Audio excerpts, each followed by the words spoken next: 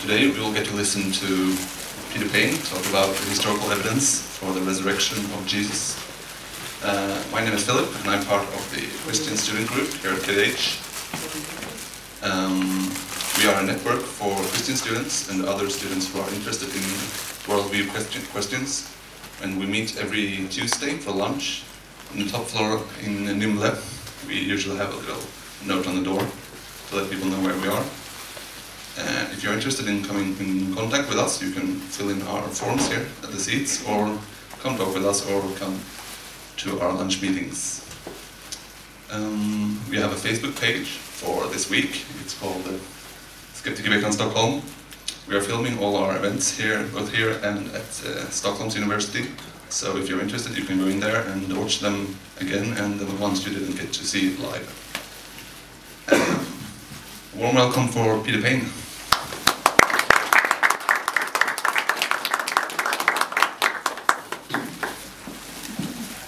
I think I'll just hold the microphone rather than having it there. No need to get the cord. I'll plug that. Plug this into here.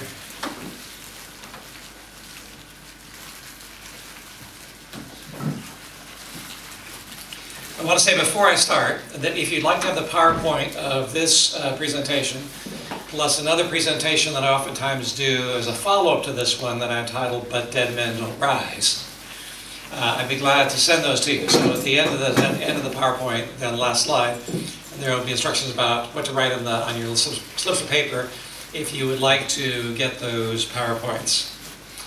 The resurrection of Jesus, as you probably know, is at the core of the Christian faith. St. Paul writes in Corinthians, if Christ... Oh, we haven't got up yet. That's it. Hang on one second.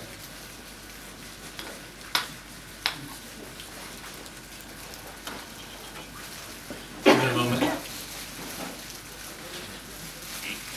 Just unplug and replug me.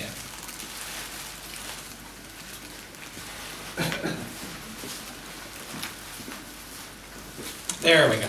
All right. Run. So St. Paul writes, if Christ has not been raised, our preaching is useless, and so is your faith, and you are still in your sins. So from the standpoint of St. Paul, if the resurrection never happened, then everything St. Paul was doing was worthless, and the gospel that he's preaching is not true.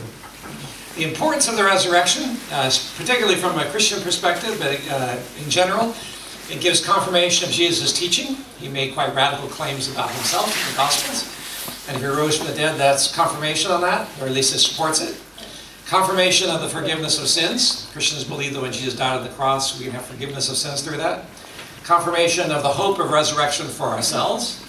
And the presence of Jesus being alive today, actually, in our lives through the presence of the Holy Spirit. So the resurrection is crucial for the Christian faith. But the question, before I go further, I want to say, when we talk about the resurrection of Jesus, it's not simply Jesus being revived. Jesus brought Lazarus from the dead. And there are several instances in the Bible where a person who was dead was brought back to life again. But the importance for the disciples of Jesus' resurrection was not just that. The Jews believed that at the end of time, those who are faithful to God would be resurrected into a physical body, but not just a body like ours, but an immortal body. So that's what the Jews' hope was. So when they preached the resurrection of Jesus, it wasn't simply that Jesus was revived, that he came back to life again and would die, but that he rose again in the way that they had hoped would happen. So for the disciples to encounter Jesus after the resurrection, and not just in a normal body like we have, would have been enormously good news for them, that the thing they'd hoped was the case. Now, the question is raised, when a person believes in the resurrection, is this purely a matter of faith? You might say, well, Christians believe it because they're Christians, but why should anybody else believe it?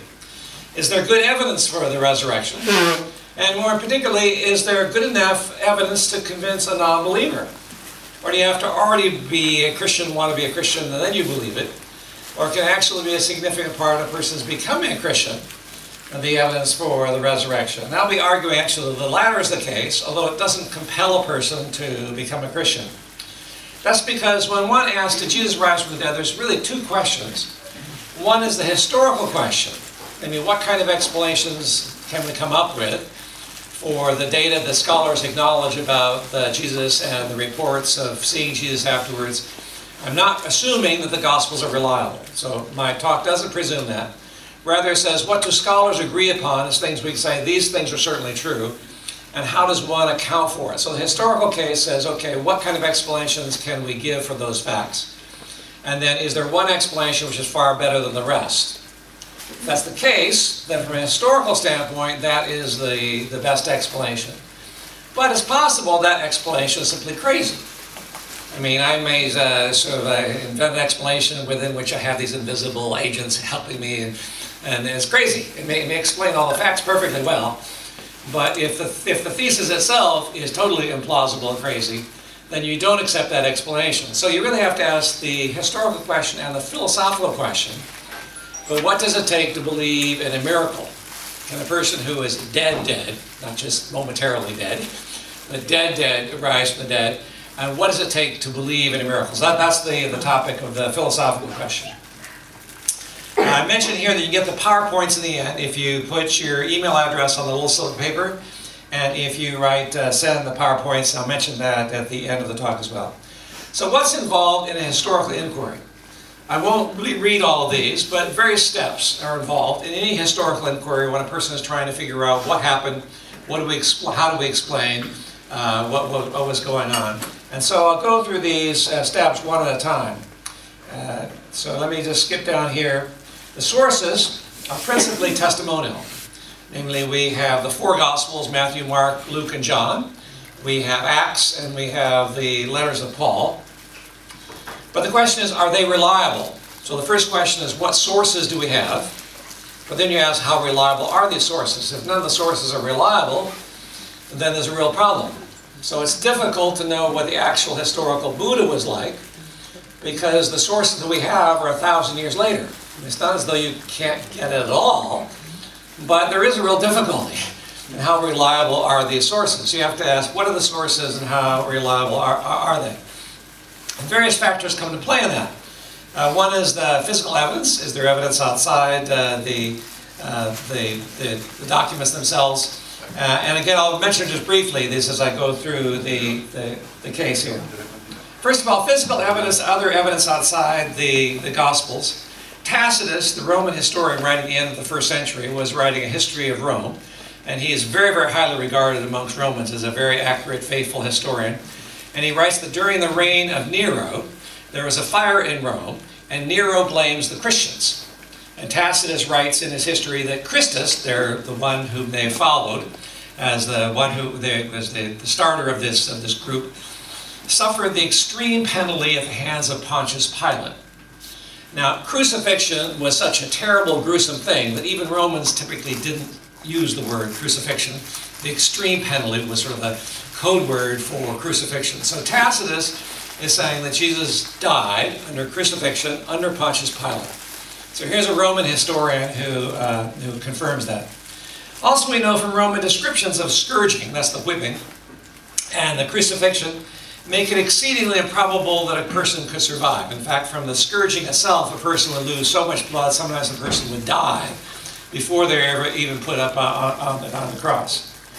We also know from modern medical knowledge that when it says in the Gospels that a spear was thrust into Jesus' side and water and blood came out, that's in fact what would happen if a person were being crucified. There would be clear liquid that developed around the heart, and when a person the spear would be thrust, they would come out separate like that. So from medical knowledge, it's quite certain that Jesus did actually die, which leads to the first fact to underscore here, is that the fact accepted by nearly all scholars is that Jesus was crucified and died by crucifixion.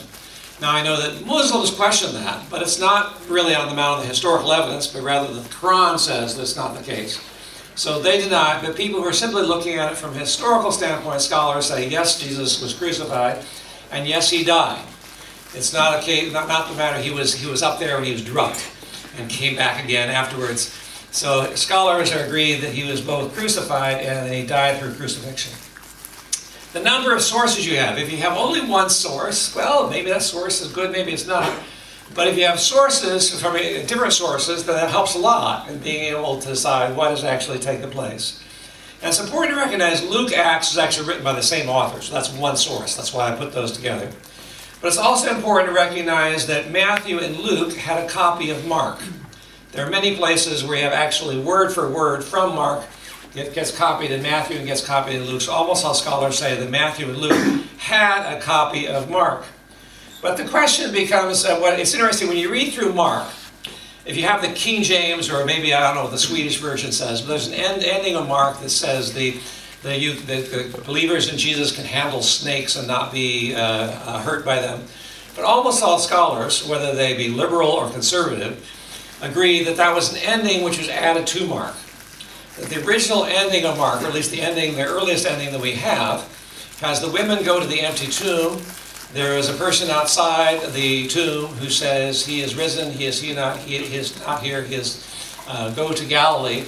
And it says the women were afraid and told no one. End of the book. Well, is that really the ending of the book? Some people say, well, there was just a dramatic end in the book. It seems to me that surely that wouldn't be the ending of Mark, because Mark is building up towards the resurrection, and for Mark to end that way just doesn't seem to make much sense. So it's pretty obvious to me there was a lost ending, but from a historical standpoint, that's good, because Matthew and Luke had a copy of Mark, and if there was an account of what happened to Jesus after the resurrection, then Matthew and Luke would likely have followed what Mark had said and what they wrote. But they didn't have an ending, and you can see that by how different Matthew and Luke are between each other. Also, when you look at them, there are apparent inconsistencies. And some people would say, well, look at all these inconsistencies. Inconsistencies, surely that means that these documents aren't credible. But actually, from a historical standpoint, historians expect inconsistencies. If you have reports of some event, you expect perfect. They're going to have different perspectives. One person says he has a red coat, another has a blue coat, another has two people, one person. You expect those kind of discrepancies from a historical standpoint when you have reports of the same event, and they don't agree on every detail. That gives you good reason for thinking there are actually independent reports. They're not simply reporting the same thing. So it's a helpful thing from a historical standpoint. Nearness in time and place to the events is important. If it's written long, long after, then, well, it's hard to know how reliable they're going to be. It's interesting that the closest report that we have to the actual death and reports of resurrection of Jesus come from Paul in 1 Corinthians. And we know that Paul wrote 1 Corinthians in AD 55 or 66 because it mentions a Roman who was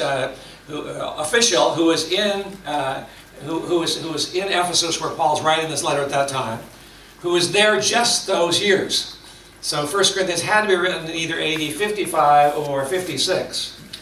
And Paul writes, 1 Corinthians 9, "Am I not an apostle? Have I not seen Jesus our Lord?" So he claims to have seen Jesus.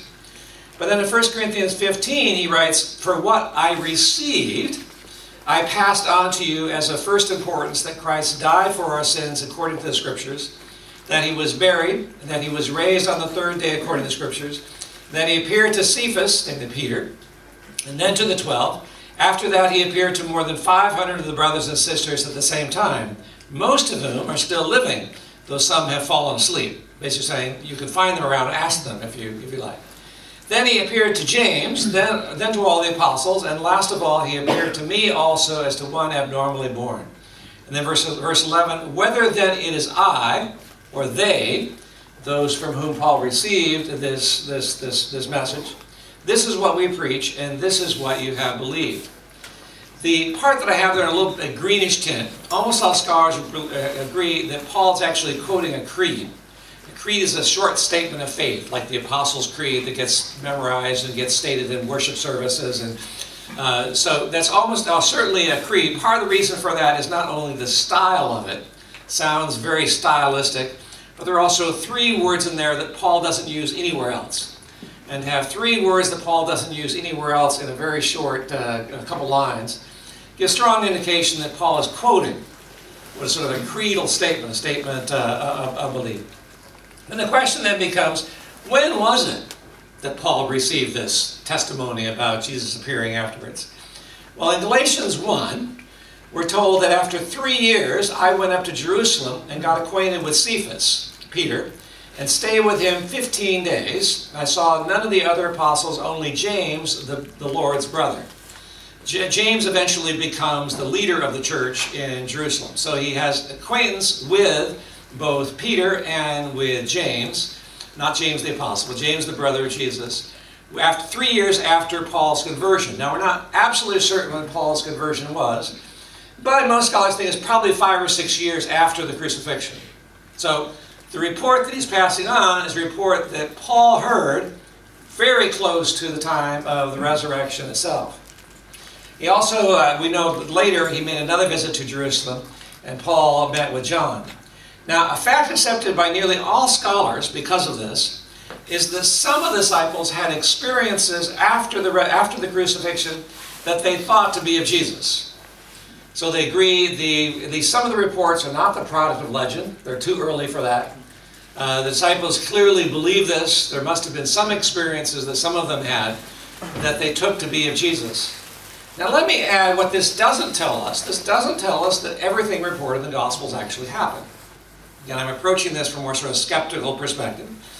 It doesn't tell us that the reports are completely reliable in every detail. It doesn't tell us the reports are completely free of embellishment. Embellishment is when you add on, so make the story a little bigger. You know, the fish that you caught, each time you tell it, the story gets a little bigger. So it doesn't tell us that the stories don't have any augmentation to them. But it does tell us that there's right from the very beginning, very, very close to the very beginning, that there's experiences that followers of Jesus had that they thought were of Jesus himself.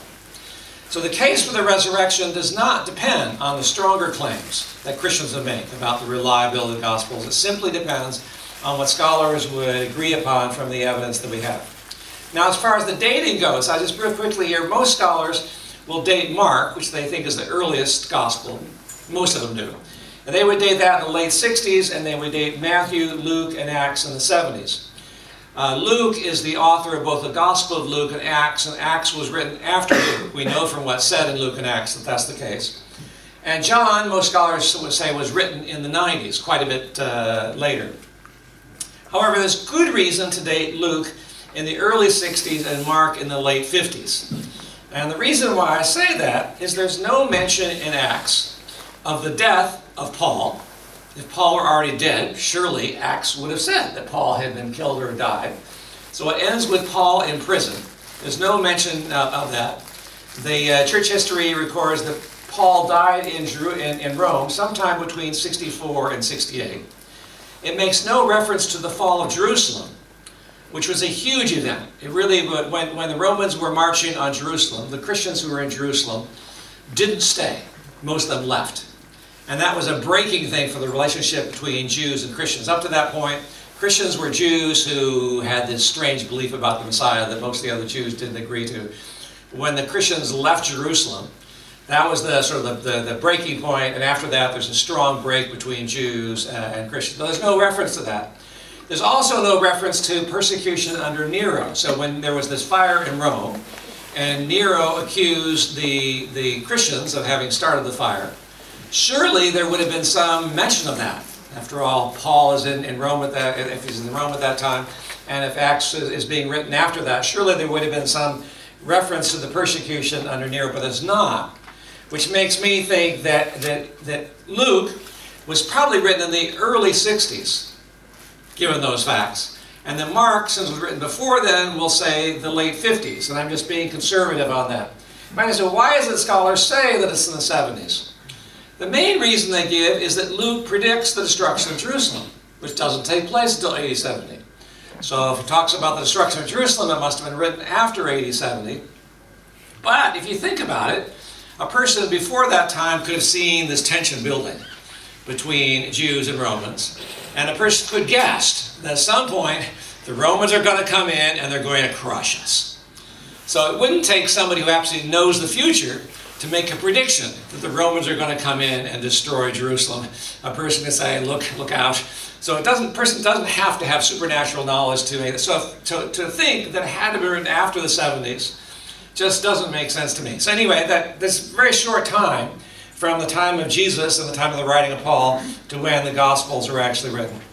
Eyewitnesses, there's debate. I mean, it's possible that all four of them, except for Luke, were written by witnesses, but there's also room for doubt about that. Was John written by the Apostle John? I think it was. But at the same time, there's room for doubting whether that's the case. But certainly, they all were writing at a time early enough so that they would have contact with people who did have those kinds of contacts. The character of the reporters and writers is important.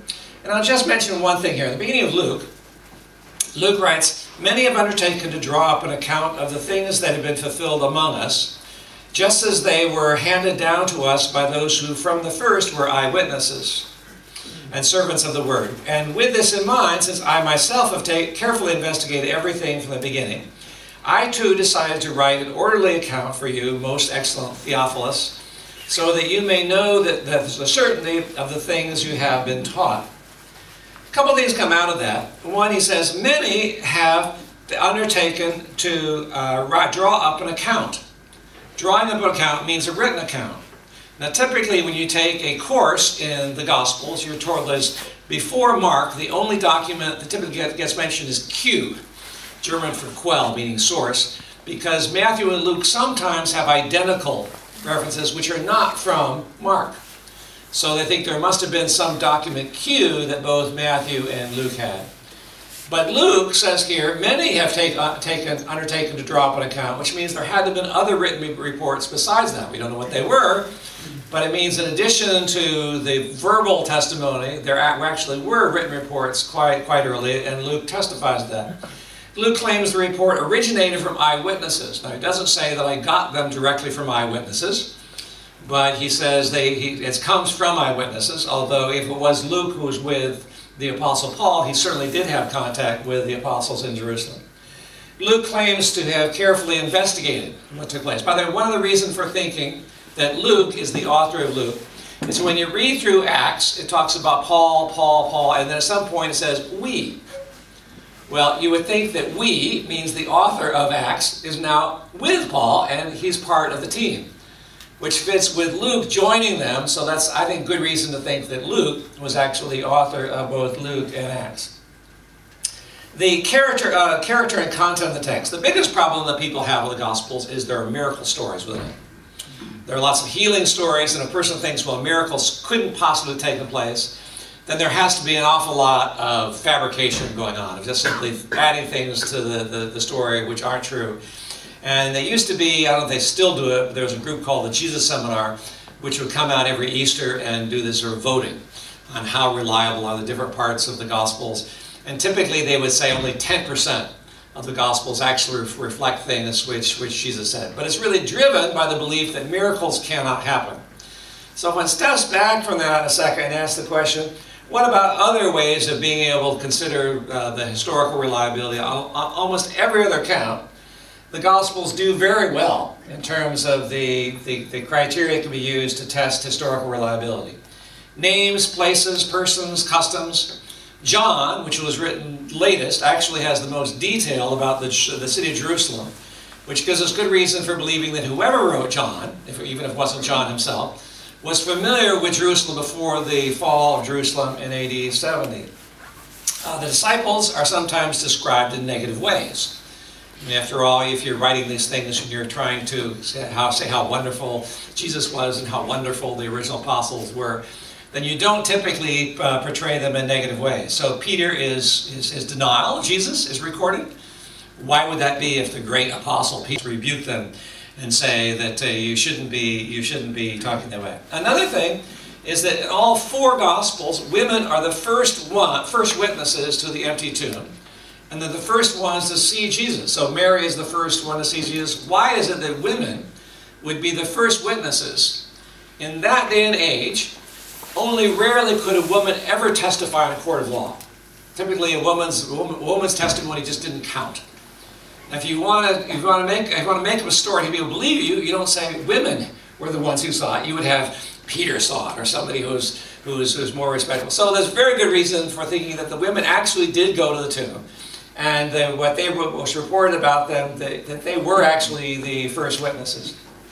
There are some interesting textual clues that enhance credibility. In Matthew's, there's the story of the guard at the tomb. And it's only in Matthew. So from a sort of an outside standpoint, one would say, surely that never really happened.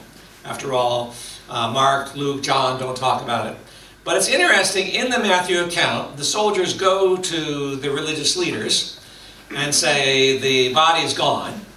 What are we going to do? Because if they're given responsibility for guarding a person, and the person gets away, or in this case, they're responsible for guarding a body, the body gets away, it could be, they could have their heads off for having done that. So the religious leader says in Matthew 28, 13, 15, they say to the soldiers, you are to say, his disciples came during the night and stole him away while we were asleep. And then Matthew adds, and this story has been widely circulated among the Jews to this very day. Even if Matthew was writing in the 70s, if he's writing this, it has to be the case that Jews are saying the disciples stole the body at that very time. You don't write it when there are Jews around and say, well, we're not saying that. How can you say we're saying this day when we're not saying it? So it's quite clear that Jews, one of the responses that Jews gave was that the body was stolen. But Jews would not say the body is stolen if the tomb wasn't empty, right? There's no reason why they would give that as the explanation if the tomb weren't empty. The result of that is that most scholars accept that the tomb actually was empty. Now, there are a significant number of scholars who don't, because they want to believe that the earliest reports were only of a spiritual resurrection. That there was a body in the tomb and it was never taken out, and the early reports were visions. So that Peter and others had visions, had hallucinations, they thought they saw Jesus. But the empty tomb never happened. But they say that not because the evidence doesn't support it. The evidence does quite strongly support an empty tomb. But they want to say that the original experience was simply of a spiritual Jesus and not of a physically resurrected Jesus.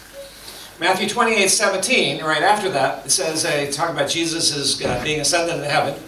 And it says, they worshipped him, but some doubted. Now, if you're writing something, you're trying to persuade people of the truth of the Christian faith. And you say, people saw Jesus rise into heaven, but some doubted. Why would you add, but some doubted? I mean, it's basically saying, well, some people couldn't believe their eyes, and still don't believe it actually happened. It couldn't have happened. I mean, after all, that can't happen. So to have that added that some doubted really gives some authenticity. Something happened there. It's not just simply a story being made up. In the story of Paul's conversion, I've seen the timer, I have to move quickly. He says that the people who were with him both heard a sound and saw a light. They didn't hear the voice, so it was actually a vision that Paul was having. But there are elements, other elements that the others who were with him heard. And they were people who were following Paul because they also hated Christians. They were going with Paul to throw Christians into prison, and for Paul to include them in the story is to open the door for them to say, that never happened. Because they're precisely the kind of people who would follow what happened to Paul, and it would have been stupid. I mean, maybe Paul was just stupid, but it would have been stupid for Paul to include that. Okay, let me move quickly on here. So one of the facts nearly all scholars accept, that Jesus was crucified and died. He was buried in the tomb of Joseph of Arimathea. There was an empty tomb, most say. Various reports of seeing Jesus alive. The early church firmly believed the reports. The resurrection was the core of the early church's teaching, and something happened to change the disciples. So the question is, how does one account for this? One explanation might be the stories were simply made up. Another would be that the experiences were hallucinations. Another would be that the stories were simply legends that developed. Well, legends take some time to develop. Most scholars actually do a combination of the above. And the combination that I've heard most frequently is say there was some subjective experience, visions, hallucinations to begin with. And there was initial belief in a spiritual, not a bodily resurrection. And then the stories got embellished into a bodily resurrection as time went on, so there's an element of legendary development. Quickly, here are some problems with that. People experiencing purely subjective visions must be predisposed to it. Now, it doesn't seem as though Paul, being a hater of Christians, would have been predisposed to it, nor James, who didn't believe before Christ was crucified. Most Jews also hope for a resurrection of the dead, a physical resurrection at the end of time. So they weren't expecting it in terms of their own hope. And in Jewish thought, the Messiah would defeat all evil and establish an eternal reign of God. The concept of a dying and rising Messiah was almost a contradiction in terms for Jews. Almost all Greeks believed in at most a spiritual resurrection. So there's not an idea of physical resurrection amongst Greek thought. Ancient Near Eastern dying and rising mythology, God's dying and rising, they are reenacting the seasons, the cycle of the seasons. And that's not what's going on at all in terms of the Jews or would have been the case for the disciples. Group hallucinations are rare if they ever happen. There was one instance that I heard of the Manson, who was a multiple slayer of people in Southern California. And there's a group of his followers said, well, we all were on this bus and we saw us go across where a bridge used to be where there was no bridge. But they were on drugs, and Manson also had this incredible power. So if there are any group hallucinations, it's hard to believe that that actually can take place. The reports of the appearances stop after 40 days. If someone says it and somebody else hears it, and why is it that these reported visions of seeing Jesus would stop after 40 days and wouldn't get recorded? There's the empty tomb. There's visions of Jesus, purely subjective experiences, would not, for Jews, have demonstrated the resurrection as the Jews hoped for. And there's not much time for legend to account for all the physical aspects of the appearances, being touched, eating food, etc. So, in conclusion, from the standpoint of historical evidence and explanatory power, none of the naturalistic explanations seem plausible. The one explanation that does fit the data well is that Jesus actually rose physically from the dead. Hence, from the standpoint of historical investigation, there's a strong case for the resurrection of Jesus. But dead men don't rise, would be the response that people would give to it. So that raises the philosophical question. And I put on here how you can get both PowerPoints, this one plus the lecture you're not hearing on the but dead men don't rise. So let me ask for questions at this point. Yes? There was about James, the brother of Jesus. Yes. Did Jesus have brothers?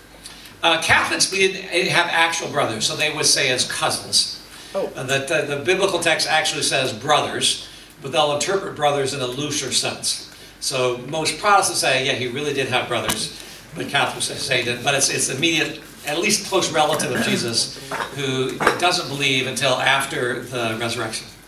Yes? Yeah, how does the body of evidence for the resurrection hold up against other historical events from antiquity, like, for example, the Carthaginian Wars or something like that? Yeah, in terms of historical evidence for other events, it actually has far more evidence than other events, because typically we only have a couple documents. And it is true there are variations, but we're really almost always relying on one source. And is this source reliable? Now those historical documents, the reason why you might give some doubt about it is it's written by the winners. So the winners of a war will sort of tell the story from their standpoint, so there's some doubt about that way. But in terms of the actual being able to compare and look at different sources, the Gospels are quite unique in the number of different sources. We have thousands of early manuscripts. And we actually have very strong reason to believe that the Gospels, the New Testament that we have right now, is very close to what the original was. And all these various versions of it and variations of it actually help with that, because you can compare and say what could come from what, and be able to say, well, this surely is the earlier one. The differences are very, very slight, so nothing theologically of significance hinges on the variations which came afterwards. Other questions? Yeah. Yeah, you used Luke 1 about like this being an eyewitness report. He doesn't actually say what was handed down from eyewitnesses, which means it could be a couple steps. Right. But at the same time, he's claiming that it's from eyewitnesses. But isn't it strange that we use the text itself as a witness on how the text itself was made? Of course, I could write the text and claim it was eyewitnesses. Yeah, it's a matter of asking, does this seem to be a person who's at least trying to investigate? He could be lying, and he's never really engaged in any investigation whatsoever, and he's just trying to fool Theophilus, who he's writing to. But at least it seems as though he's making an honest effort. Like Muslims who are trying to recreate, or which are the original, which stories are authentic for Muhammad. I think they really were trying to get at it. So when I was talking about that in relationship to the sources, are the writers people who are at least trying, or are they people who are simply selling you things? Makes sense. Right. Thank you. Yes. I have a question related to the Jews in Israel during that time, because how come all the Jews today don't believe that Jesus actually resurrected, or what is their like belief? Because they were there and they had like Jewish faith, and Jesus was actually you. How come like just some people changed? Maybe because they had, you know, some kind of advantage. Let's say you were a woman or a slave.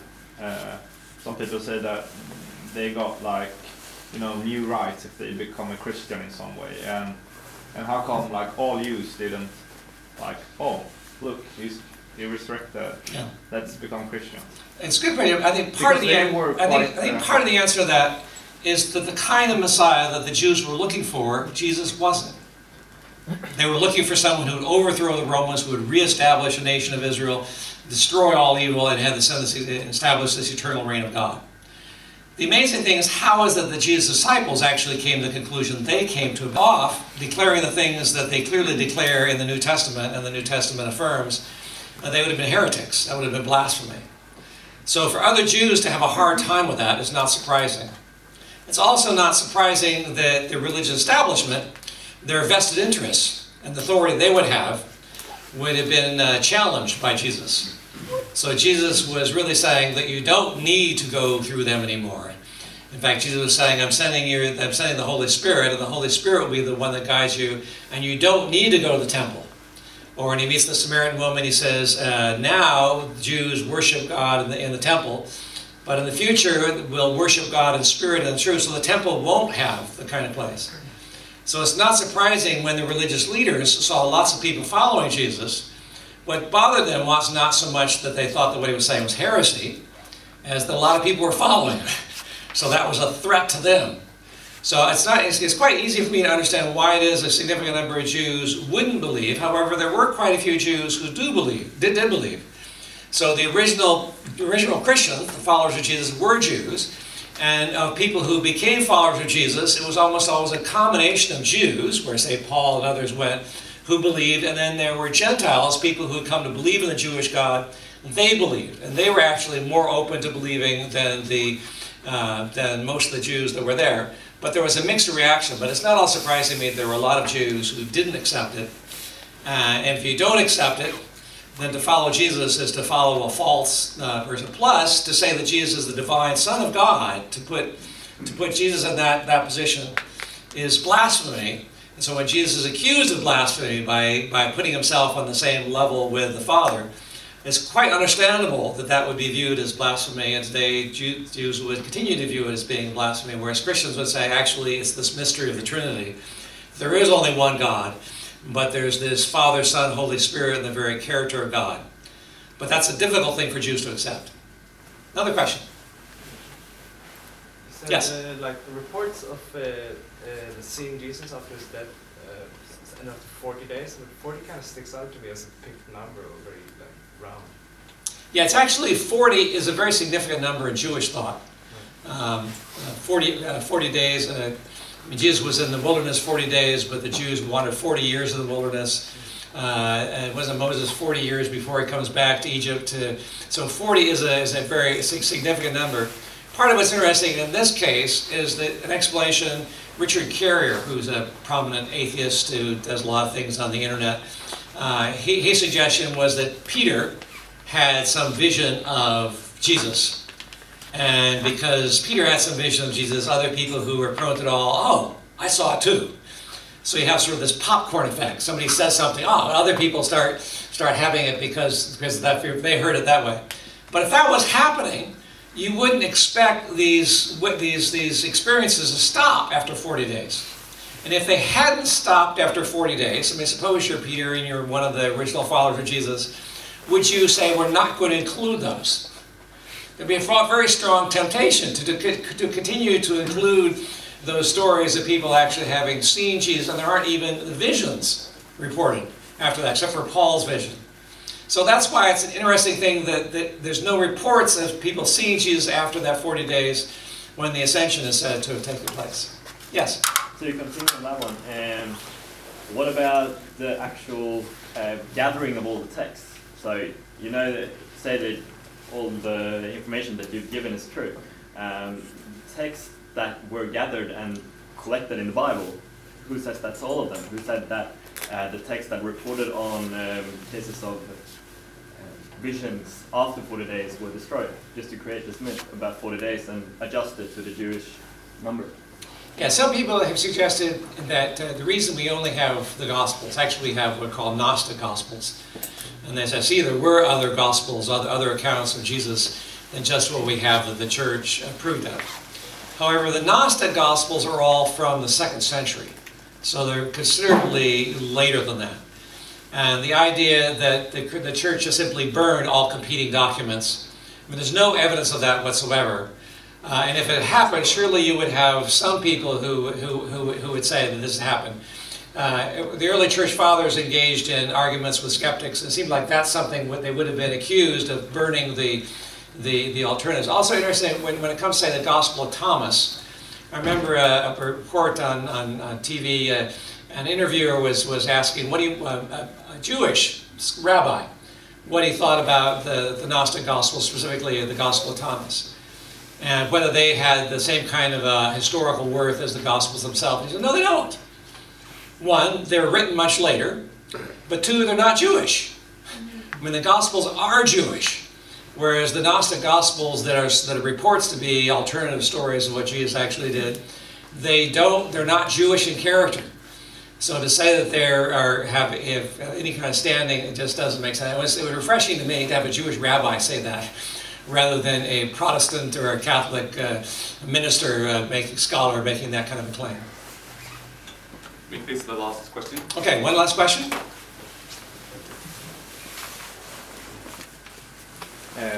Yeah, just regarding the historical Jesus, as you said in the beginning, there you need to separate between if he existed at all and if it happened. But regarding his existence, would you say that it's a historical fact that Jesus from Nazareth, the historical Jesus, that he has existed? Because I've read some books about that. Maybe he hasn't existed, and some people say that, oh, that's just just a few persons are stating that. But you have read a lot of things about that. But being a true skeptic, I'm not sure what percentage, but I would say at least 95% of scholars think that's ridiculous. They think so. Yeah. I mean, you have people who say Jesus never existed. They have to say, well, Tacitus was simply wrong. But is that 95% Christians or no? This is the whole range of scholars. So most scholars say Jesus never existed. So almost all scholars agree with that list of facts that I gave. So a person say Jesus never existed, it's argument against the fact. You say, well, might be, but in fact, there's very strong indications that Jesus did exist from what Tacitus says. And he was a very good Roman historian, and he's writing about what happened during the reign of Nero, that the Christians were accused of starting this fire, and that their leader had been given the extreme penalty under Pontius Pilate. That he had those bits of data. Surely he wouldn't have gotten those bits of data from Christians.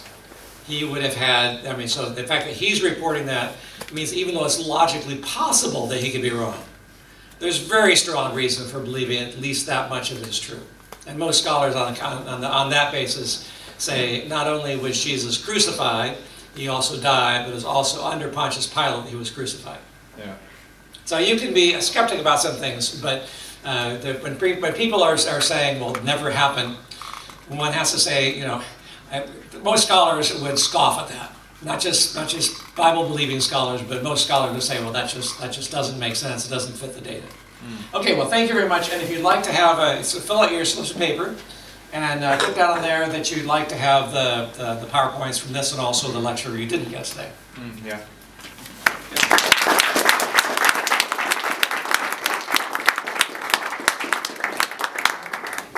Yes, okay, so this was the last part of this year's Skeptics Week.